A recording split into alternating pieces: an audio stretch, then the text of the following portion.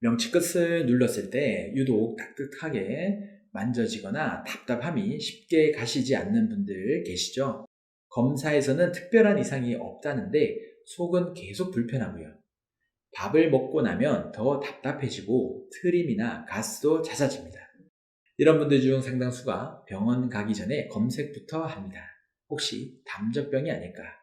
오늘은 이 담젓병이라는 상태를 한의학에서는 어떻게 보고 있는지, 그리고 집에서 스스로 점검해 볼 수 있는 자가진단 리스트를 정리해 드릴게요.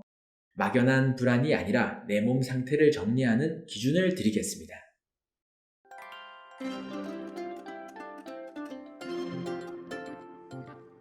원장님, 담젓병이라는 말 자체가 좀 생소한 분들도 많을 것 같아요.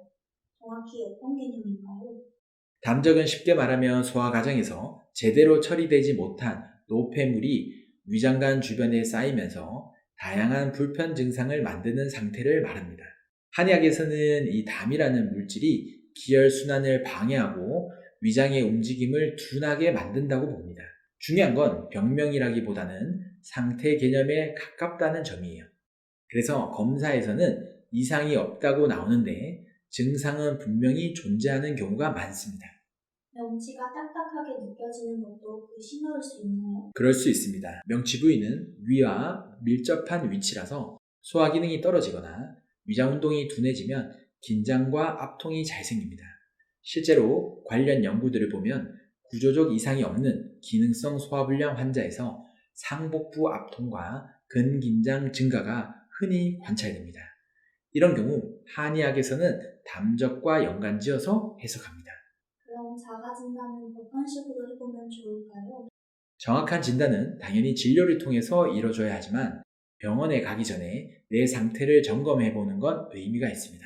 첫 번째 체크 포인트는 명치 압통입니다. 손으로 눌렸을 때 유독 단단하거나 불편감이 강한 건 아닌지를 체크하는 것입니다. 두 번째는 식후 증상입니다.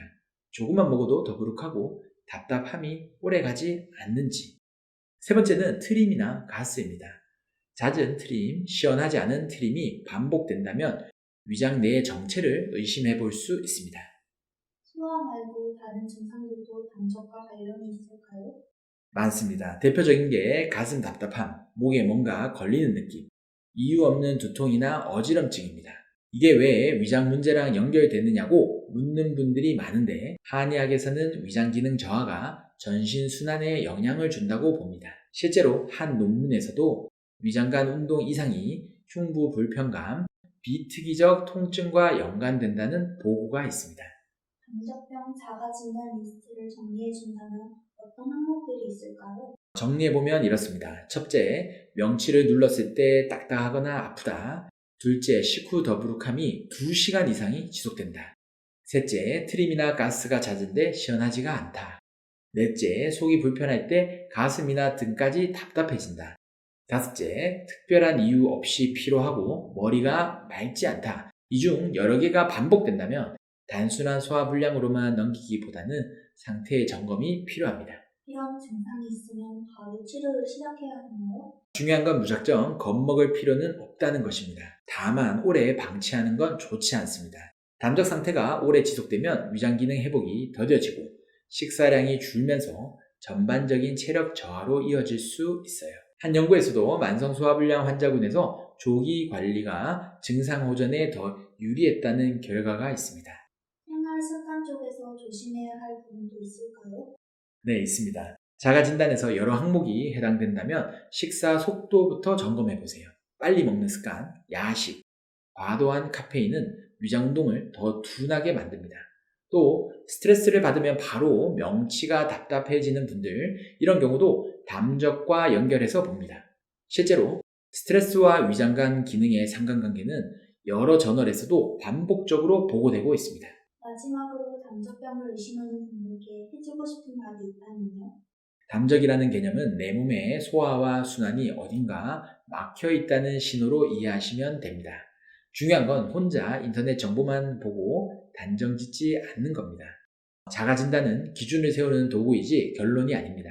증상이 반복되고 일상에 영향을 준다면 그때는 정확한 평가를 받아보시는 게 좋습니다.